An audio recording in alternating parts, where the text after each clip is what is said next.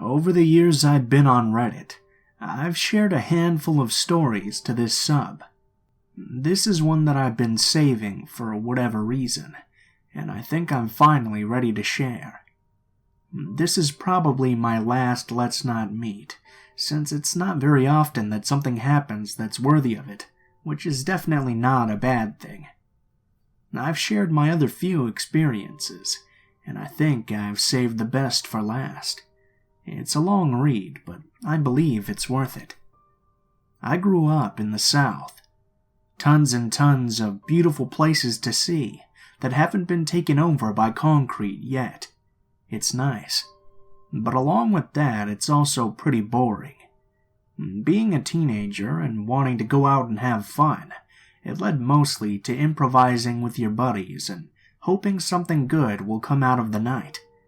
There wasn't really a local spot to go hang out, like a club or a cool bar, and the places that were close to this were boring because you did them so many times.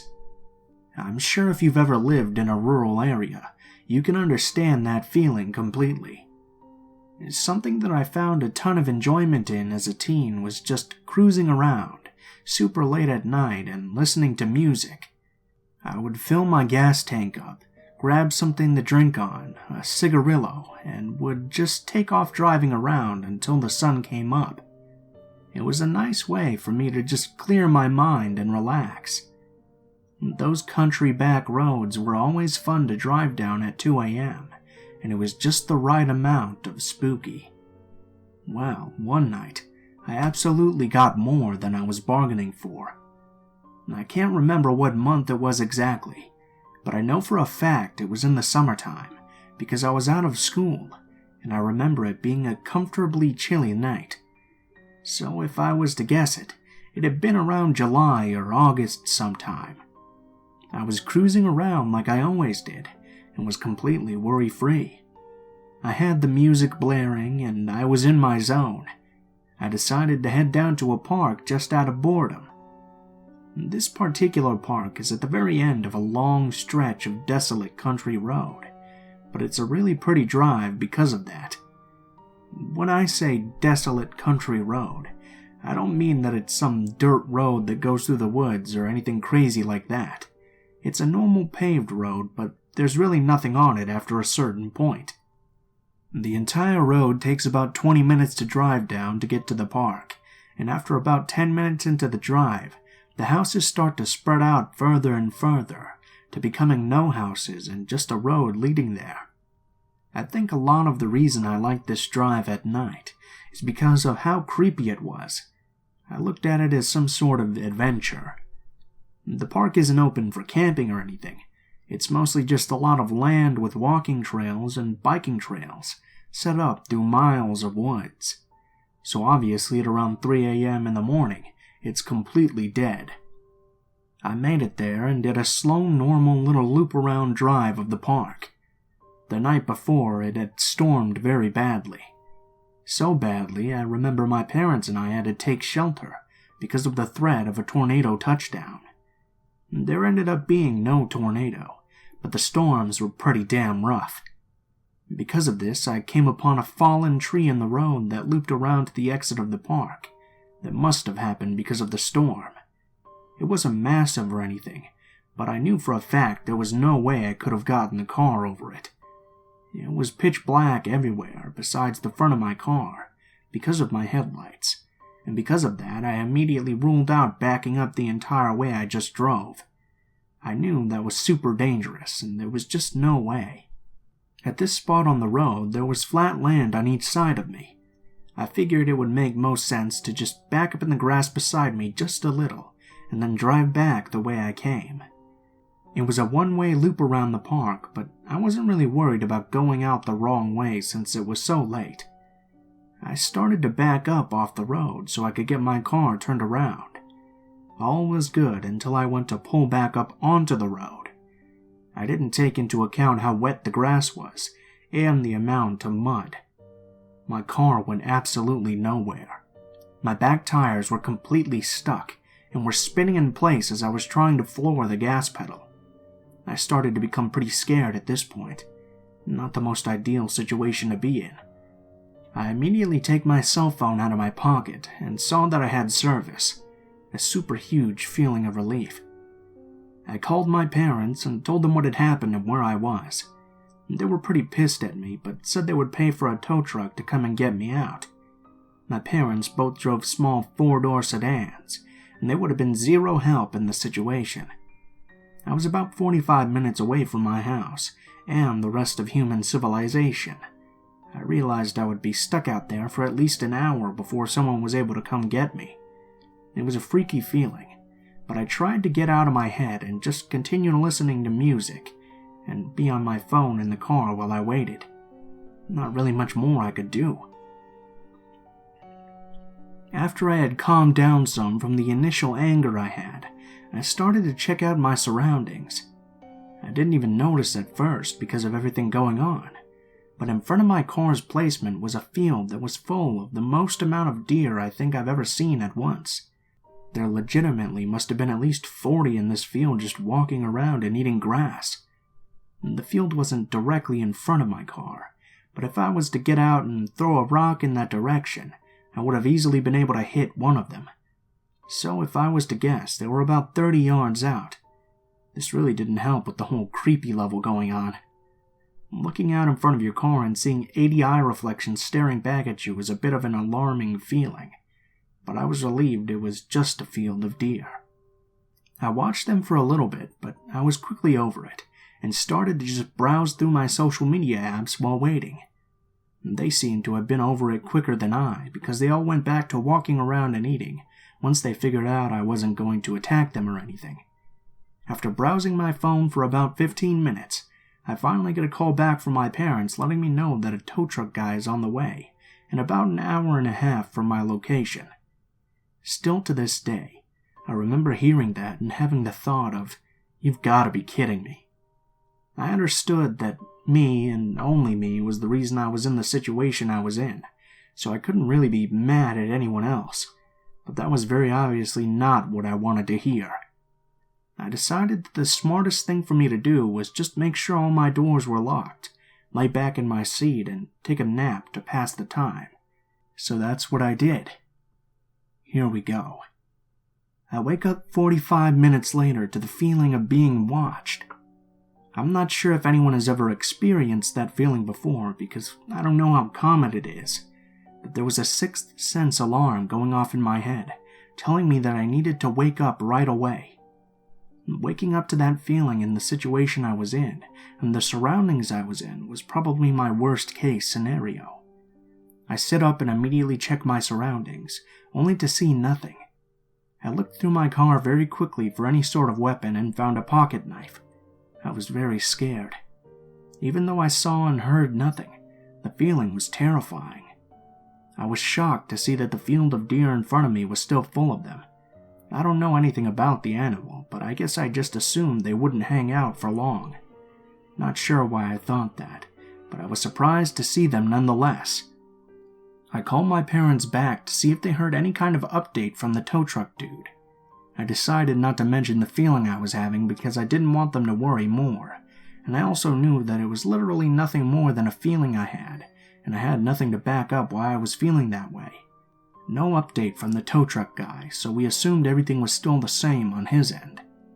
And the call lasted just a few minutes because I felt like such a dick. They both had to wake up for work in a few hours, only to have to spend a random $100, and on top of that they were worried about me. I could tell they were annoyed by the situation, but still worried. I told them I'd make sure to tell them when the man arrived and that I was sorry. We hung up and I looked up from the phone, and immediately went from 0 to 100 in panic mode. The deer in front of me were all completely perked up, staring at the same direction right in front of them. Let me remind you that there are around 40 deer in this field. Every one of them stopped dead in their tracks, standing completely still and looking at something. I put my high beams on and stared, waiting for absolutely anything to happen at all. Nothing. I tapped my horn real quick. They didn't even budge or look my way. They were still completely glued to whatever was by them. The way the tree line was, I couldn't see that far over in the field. I knew they were looking into the woods near them, but where I was at, I was only able to see them. I could hear my heartbeat. I grabbed that stupid pocket knife and waited for something to happen. I would say it was about a minute after I honked. Every single one of them started to run in unison in the opposite direction. They were running at full speed, and within 20 seconds the field was completely empty. I was petrified in fear. I knew that staying in my car is what would be the safest thing to do, but it's the worst feeling in the world when you feel like a sitting duck. My head was on a swivel. I was freaking out in every way possible. I assumed that it was a bear or something, but it could have been absolutely anything. At this point, I would have been convinced that it was the devil himself. I didn't know what to do. I knew that the tow truck was close by, but I had no idea exactly where he was. I began to shake because of nerves, and just looked around to make sure nothing was by me, focusing on the field in front of me. I did this for what felt like an actual eternity, sitting in complete silence and darkness in the middle of nowhere. 15 of the longest minutes of my life go by, when I start to see lights breaking through the tree line on the road. As it gets closer, I see that it's the tow truck guy. The lights on his truck felt like it was Jesus coming from heaven to rescue me. He gets up to me and I jump out of my car and immediately ask if he has a gun on him. I told him very quickly what had just happened, and that something was definitely out there in the woods nearby. He let me know that he had a shotgun in the truck, and assured me that it was most likely a deer or a bobcat. He even gave me the whole "they're more scared of you than you are of them" speech. The tree was small enough for him to sort of bulldoze it out of the way with his truck, and then he attached my car to his and pulled me out of the spot I was stuck in. He was pretty nonchalant about what I had just experienced, but I was pretty shaken up from it. The whole time he was doing his thing, I still had my eyes glued out in that field waiting for something. He was completely done with everything in about 15 minutes, and he told me to follow his truck out of there onto the main road again. I got in my car and was ready more than anything to get the hell out of this park. We started to drive away from the spot I was in, and I still had my head on a swivel. As we were driving away, I decided to look into my rear view mirror. We were down the park road just a tiny bit, but I could still see the spot I was stuck in, partially lit up from the vehicle's lights and the moon. I watched in my rear view mirror as a man came out of the tree line behind where my car was and walked into the middle of the road, watching us drive away. My heart stopped beating. Legitimately. I lost my breath and my eyes started to get full of tears because of how absolutely scared I was in this moment. I couldn't see any sort of details of what he looked like, or even what he was wearing. The feeling that I felt of driving away from that spot, knowing he was right there the whole time watching me. Watching me as I was freaking out looking around, as I was completely alone for a long time. Maybe he even came right up to my window and watched me as I slept. That's a feeling that's something I can't necessarily put into words. Even after all these years, it still messes with me. The entire time we were driving off, as long as I could see him, he didn't move at all. Just watched us on the road. A million things went through my mind. I was scared there may have been multiple people up the road waiting for us. I was trying to figure out if I should start beating on my horn like crazy to get the tow truck guy to stop or not. I decided that all I wanted to do was get out of there, more than anything. And the second that we finally got out of the park and were able to be on a 2-lane road again, I flew past the tow truck driver and did nothing below 70 the entire way home. I flew through stop signs and stoplights. I absolutely did not care. The only thing on my mind was making it home. I got home, ran inside, and very quickly acknowledged my parents, said sorry and thank you, and went to my room. I didn't get a single second of sleep for the rest of my night. I was searching for any records of things happening in that area. I came to the conclusion that the man must have been some sort of squatter or homeless. I read many things online about how it's common for homeless in rural areas to build shelters in the woods, which does make sense to me entirely on why they would do that. But obviously, the unknown is the scariest part of all. What if he wasn't homeless? What if he was going to hurt me? What if? There's so many possibilities of what could have happened. but the outcome that did is what I'm most grateful for. I never told my parents about this story until many years later, after it happened. I was already an adult and had moved out. It freaked them out too when I told them. I never went back to that park ever. Even though I no longer live by there, I still have no desire at all to ever go back. I don't think I could even with broad daylight with a ton of people around. I also made the decision to stop doing those late night cruises. I did a few after that time with people, but even then I felt very uncomfortable and always on edge.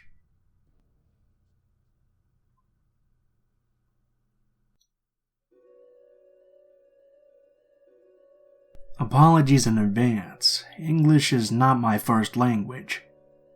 These events took place in spring of 2014. My friends Sarah and Trisha had finally agreed to come camping with me. The problem is that none of us were experienced in surviving the wilderness, but that didn't stop us. We packed up our gear, loaded up on food, alcohol, and made our way to our location. When we arrived at the spot Sarah had Googled, we realized that we would have to hike for a while in order to find a spot suitable to set up camp. We ended up hiking for quite some time before reaching a clearing. We set up camp and started a fire, and opened up a bottle of tequila. After some drinking and a few blunts passed between us, I decided it was time to start preparing dinner, so I left Sarah and Trisha by the fire as I was separating our dinner. As I was busy preparing food, I realized that a man had started approaching our camp. "Hiya there," he said with a thick Irish accent. I was caught off guard, as I wasn't really expecting to see anyone, but nonetheless he did seem friendly, so I replied, "Oh hi, I didn't even notice you. Have you been hiking for a while?" "Yeah, for a bit. What you cooking there?" he said, gesturing to me. I invited him to join us because I'm not rude, and like I said, he seemed like a genuinely nice guy. We walk over to the fire where I introduce him to Sarah and Trisha, who seem extremely unimpressed about our new guest. After eating dinner, we kept drinking, but during this time it was becoming very clear that our guest had really taken a liking to me. He kept trying to move closer to me, and was paying little to no attention to my friends. He was only speaking and focusing on me while drinking his bottle of whiskey. That's when things took a turn, and his conversation started to become more sexual. This made everyone uncomfortable, but it wasn't until he leaned over, grabbed the back of my neck and said, "Come on, baby, let's get rid of these two fucking bitches and come to bed with me." Before I could even react, Trisha was already right behind him, trying her best to get him away from me while screaming like a banshee. I can't remember what she was saying, but she was inventing her own swear words amongst threats and insults. It worked, and he let go of my neck. He took a step back and looked at Trisha, and let out the most sinister smile I've ever seen. It was something I can't describe, except for that with his beautiful teeth and smile, something about it combined with the look in his eyes gave me goosebumps even just typing this out. He started slowly walking away from our camp while laughing. I was absolutely petrified, but decided to quickly tidy up before hiding in my tent. I was originally meant to sleep in my own tent, while the two other girls shared, but after what had just happened, we all decided to huddle in mine together. Everything had been quiet for a while, with the exception of Trisha's snoring. I was about to fall asleep when I heard twigs crunching and the sound of footsteps fast approaching us. I laid still, holding my breath, completely immobilized by fear, until I heard my tent being opened, and Sarah letting out a scream so loud that it even jolted the Irish psycho back a few steps. Trisha had been awoken by this stage, and we were all standing outside the tent, them two yelling, and I'm fumbling with my phone trying to call for the police, when he smacked Trisha right in the face. I dropped everything and yelled, "Run! Leave everything and run now!" I held Trisha's arm and didn't look back. It's important to note that we only had socks on, running through the woods at night, with a psycho possibly chasing us. I ran until I finally tripped over a log and smashed my chin on the ground pretty hard, and that's where the three of us stayed hidden, low to the ground for a few hours, but it was completely pitch black. When we felt safe enough, we walked back to the camp, only to find everything destroyed. Both Sarah and Trisha had their weed and alcohol stolen, but my whole backpack was gone, and my phone was smashed to pieces. I thank my lucky stars that I had no documents in there that could identify me, but he definitely knew which one belonged to me and took it with him. We didn't want to waste any more time, and ran back to the car as fast as possible, occasionally injuring ourselves on the way, as we could barely see anything. We get to the car, and I'm trying to start the engine, which is doing that sound it makes when it's about to completely die, when we see him come out of the brushes and start heading towards our car laughing. We're all hysterically screaming when I hear him say that he's done something to my car so that I won't be able to start it. In my frenzy, I don't know what I did, but I managed to start the engine and floor the accelerator so hard my car did a mini jump and took off down the road, leaving him behind in the dust. I drove like an absolute maniac until we reached the next town, only to discover that my car had been leaking oil the whole way back, besides whatever other damage had been done by that psycho. We were eventually picked up by Trisha's dad, who took us to the police station to file a report, and then to the hospital to get her jaw x-rayed. It was broken in 2 different places. They never caught him.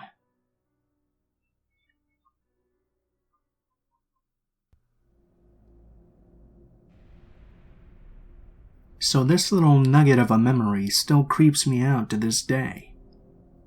When I was a kid, my mom and I lived in a somewhat sucky neighborhood in Chicago.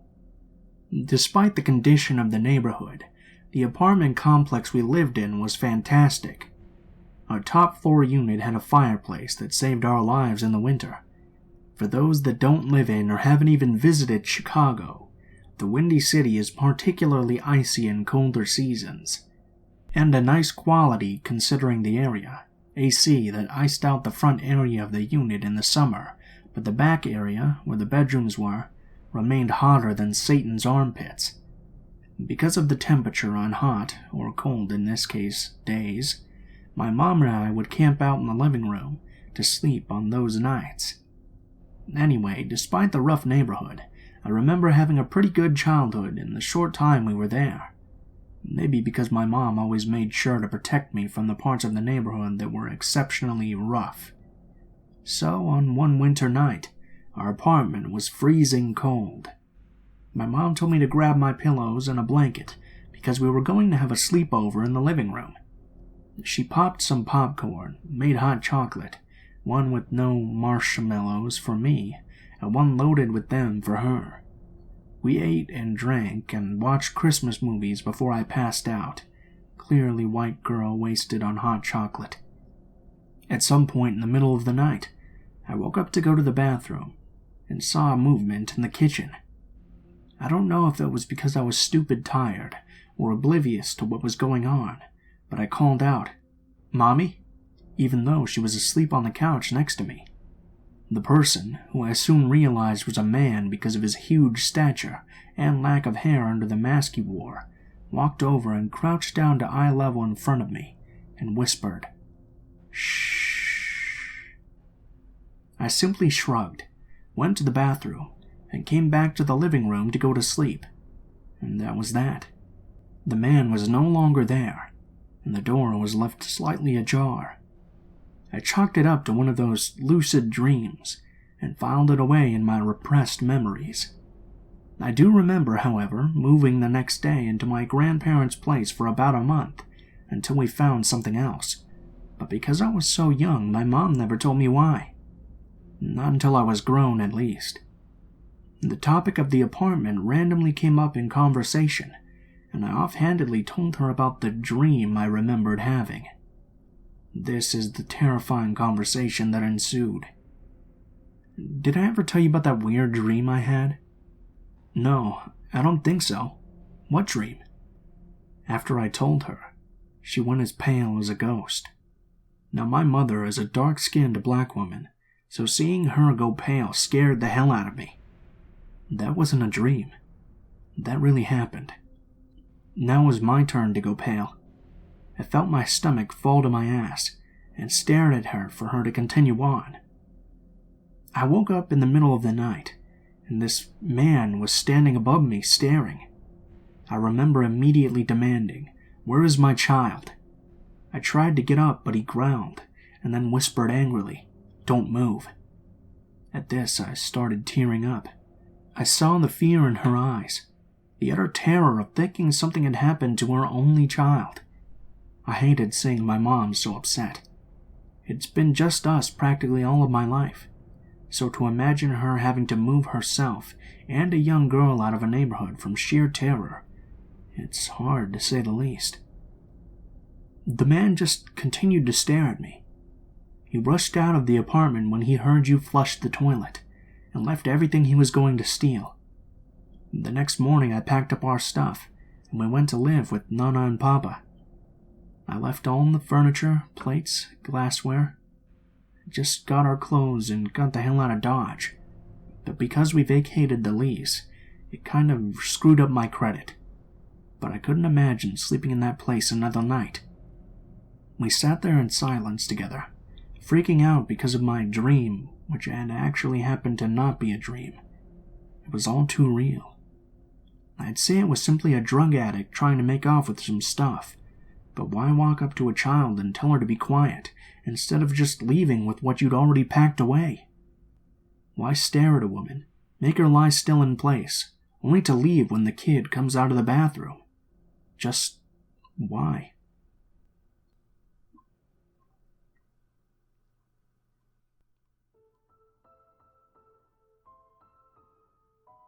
What is up, guys? Blue Spooky here, as always. Thank you guys so much for watching, especially if you made it this far to the end of the video. As always, be sure to let me know what you guys think, and please feel free to like, comment, or subscribe if you feel so inclined. I know some people have also had some problems about videos not appearing in their sub box, so please make sure to hit that little bell if you guys want to always be notified of when my next video comes out. As always, links to all of my social media will be in the description of the video below. You can find links to my Twitter, Gmail, Twitch, and Facebook accounts. So if you guys ever want to talk to me, just go ahead and shoot me a message on any of those, and I'll try to respond to your message as soon as possible. I'm also going to start trying to stream on Twitch a little bit more, so if you guys have notifications on there, you'll be notified right away when I go live. I might also try to do some on YouTube, but I haven't decided yet. I'm still kind of trying to decide what kind of streams I want to do. Anyways, if you guys have a story you would like to send in, or if you have a story you would like to suggest that I read, go ahead and send me a message on any of those links in the description below. If you do decide to send in a story, please be sure to include the title, how you would like to be credited, and any genres that the story might have, if it does have one. If you guys are curious about the music used in this video, go ahead and take a look in the description below as well. I always put all of the music in the order in which it appears in the video, and I also have links to the artists as well. Last but not least, I also have a Patreon if you guys feel like you want to contribute to the channel a little bit. But of course, as always, it is never required, and you will never have to pay for watching any of my videos, so that's just something you do if you feel like it. Thank you guys so much for watching, and please be sure to leave your feedback in the comments below. I hope you guys enjoyed the video, and I hope you guys have a great day. Thank you very much.